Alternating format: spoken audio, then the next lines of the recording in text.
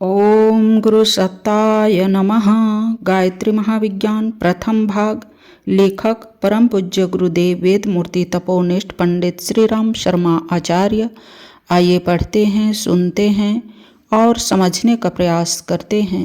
गायत्री मंत्र हमारे साथ साथ। ओम भूर्भुवः स्वाहा तत्सवितुर्वरेण्यं भर्गो देवस्य धीमहि धियो यो नः प्रचोदयात्। साधना एकाग्रता और स्थिर चित्त से होनी चाहिए। साधना के लिए स्वस्थ और शांत चित्त की आवश्यकता है। चित्त को एकाग्र करके मन को सब ओर से हटाकर तन्मयता, श्रद्धा और भक्ति भावना से की गई साधना सफल होती है। यदि यह सब बातें साधक के पास न हो तो उसका प्रयत्न फलदायक नहीं होता। उद्विग्न, अशांत, चिंतित, उत्तेजित, भय एवं आशंका से ग्रस्त मन एक जगह नहीं ठहरता। वह क्षण क्षण में इधर उधर भागता है। कभी भय के चित्र सामने आते हैं, कभी दुर्दशा को पार करने के उपाय सोचने में मस्तिष्क दौड़ता है। ऐसी स्थिति में साधना कैसे हो सकती है? एकाग्रता न होने से न गायत्री के जप में मन लगता है, न ध्यान में। हाथ माला को फेरते हैं, मुख मंत्रोच्चार करता है, चित्त कहीं का कहीं भागता फिरता है। यह स्थिति साधना के लिए उपयुक्त नहीं। जब तक मन सब ओर से हटकर, सब बातें भुलाकर एकाग्रता और तन्मयता के साथ भक्ति भावना पूर्वक माता के चरणों में नहीं लग जाता, तब तक अपने में वह चुंबक कैसे पैदा होगी जो गायत्री को अपनी ओर आकर्षित करे और अभीष्ट उद्देश्य की पूर्ति में उसकी सहायता प्राप्त कर सके। दूसरी कठिनाई है श्रद्धा की कमी। कितने ही मनुष्यों की मनोभूमि बड़ी शुष्क एवं अश्रद्धालु होती है। उन्हें आध्यात्मिक साधनों पर सच्चे मन से विश्वास नहीं होता। किसी से बहुत प्रशंसा सुनी तो परीक्षा करने का कौतूहल मन में उठता है कि देखें यह बात कहाँ तक सच है। इस सच्चाई को जानने के लिए किसी कष्टसाध्य कार्य की पूर्ति को कसौटी बनाते हैं और उस कार्य की तुलना में वैसा परिश्रम नहीं करना चाहते। वे चाहते हैं 10-20 माला मंत्र जपते ही उनका कष्ट साध्य मनोरथ आनन फानन में पूरा हो जाए। कोई सज्जन तो ऐसी मनौती मानते देखे गए हैं कि हमारा अमुक कार्य पहले पूरा हो जाए तो अमुक साधना इतनी मात्रा में पीछे करेंगे। उनका प्रयास ऐसा ही है जैसे कोई कहे कि पहले जमीन से निकलकर पानी हमारे खेत को सींच दे, तब हम जल देवता को प्रसन्न करने के लिए कुआं खुदवा देंगे। वे सोचते हैं कि शायद अदृश्य शक्तियां हमारी उपासना के बिना भूखी बैठी होगी, हमारे बिना सारा काम रुका पड़ा रहेगा। इसलिए उनसे वादा कर दिया जाए कि पहले अमुक मजदूरी कर दो, तब तुम्हें खाना खिला देंगे या तुम्हारे रुके हुए काम पूरा करने में सहायता करेंगे। यह वृत्ति उपहासापद है, उनके अविश्वास तथा ओछेपन को प्रकट करती है। अविश्वासी, अश्रद्धालु, अस्थिर चित्त के मनुष्य भी यदि गायत्री साधना को नियम पूर्वक करते चलें तो कुछ समय में उनके यह तीनों दोष दूर हो जाते हैं और श्रद्धा, विश्वास एवं एकाग्रता उत्पन्न होने से सफलता की ओर तेजी से कदम बढ़ने लगते हैं। इसलिए चाहे किसी की मनोभूमि असंयमी तथा अस्थिर ही क्यों न हो, पर साधन में लग ही जाना चाहिए। एक न एक दिन त्रुटियां दूर हो जाएंगी और माता की कृपा प्राप्त होकर ही रहेगी। श्रद्धा और विश्वास की शक्ति बड़ी प्रबल है। उनके द्वारा मनुष्य असंभव कार्य को भी संपन्न कर डालता है। भागीरथ ने श्रद्धा के बल से ही हिमालय पर्वत में मार्ग बनाकर गंगा को पृथ्वी पर अवतरण कराया।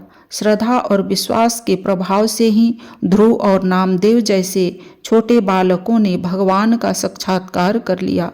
इसी आधार पर तुलसीदास और सूरदास जैसे वासनाग्रस्त व्यक्ति संत शिरोमणि बन गए। इसलिए यदि हम इस महान शक्ति का आश्रय ले तो हमारे चित्त की चंचलता और अस्थिरता क्रमशः स्वयमेव दूर हो जाएगी। आवश्यकता इतनी ही है कि हम नियम पालन का ध्यान रखें और जो संकल्प किया है उस पर दृढ़ बने रहें।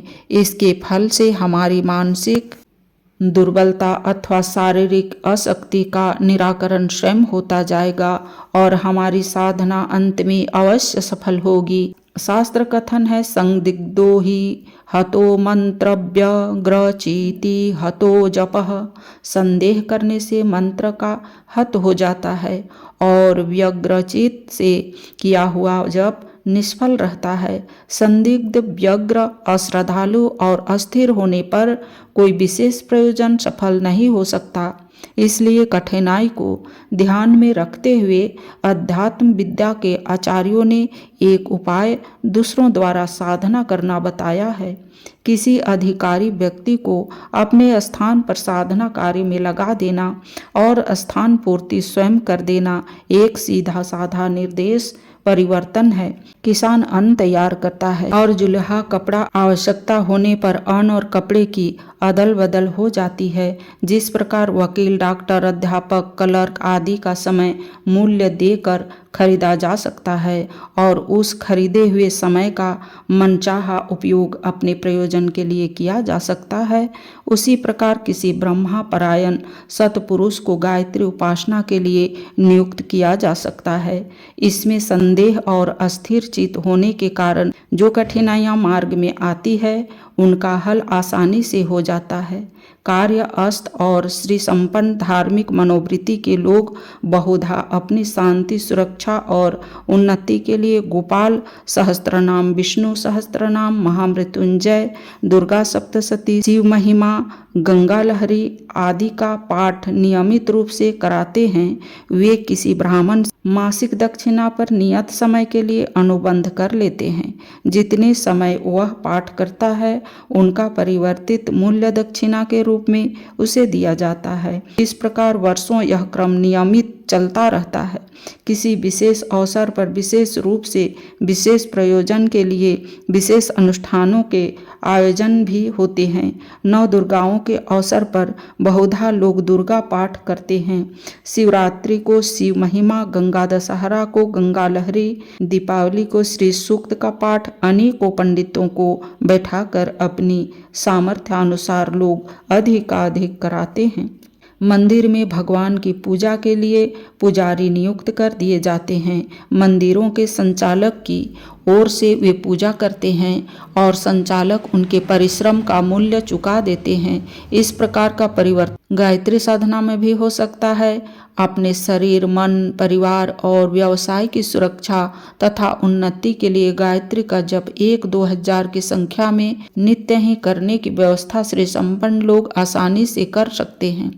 इस प्रकार कोई लाभ होने पर उसकी प्रसन्नता, शुभ आशा के लिए अथवा विपत्ति निवारणार्थ सवा लक्ष जप का गायत्री अनुष्ठान किसी सतपात्र ब्राह्मण द्वारा कराया जा सकता है। ऐसे अवसरों पर साधना करने वाले ब्राह्मण को अन्न, वस्त्र, बर्तन तथा दक्षिणा रूप में उचित पारिश्रमिक उदारतापूर्वक देना चाहिए। संतुष्ट साधक का सच्चा आशीर्वाद उस प्रयोजन के फल को और भी बढ़ा देता है। ऐसी साधना करने वालों को भी ऐसा संतोषी होना चाहिए कि अति न्यून मिलने पर भी संतुष्ट रहे और आशीर्वादात्मक भावनाएं मन में रखे। असंतुष्ट होकर दुर्भावनाएं प्रेरित करने पर तो दोनों का ही समय तथा श्रम निष्फल होता है। अच्छा तो यह है कि हर साधक अपनी साधना स्वयं करे। कहावत है, आप काज सो महाकाज। परंतु यदि मजबूरी के कारण वैसा न हो सके, कार्य व्यवस्थता, अस्वस्थता, अस्थिर चित्त, चिंताजनक स्थिति आदि के कारण यदि अपने से साधन न बन पड़े तो आदान प्रदान के निर्देश एवं सीधे साधे नियम के आधार पर अन्य अधिकारी पात्रों से वह कार्य कराया जा सकता है। यह तरीका भी काफी प्रभावपूर्ण और लाभदायक सिद्ध होता है। ऐसे सत्पात्र एवं अधिकारी अनुष्ठानकर्ता तलाश करने में अखंड ज्योति संस्थान से सहायता ली जा सकती है। आज के वीडियो में इतना ही। अगले वीडियो में गायत्री द्वारा संध्या वंदन के बारे में पढ़ेंगे और समझेंगे। लाइक, सब्सक्राइब और शेयर करें। धन्यवाद। ओम शांति।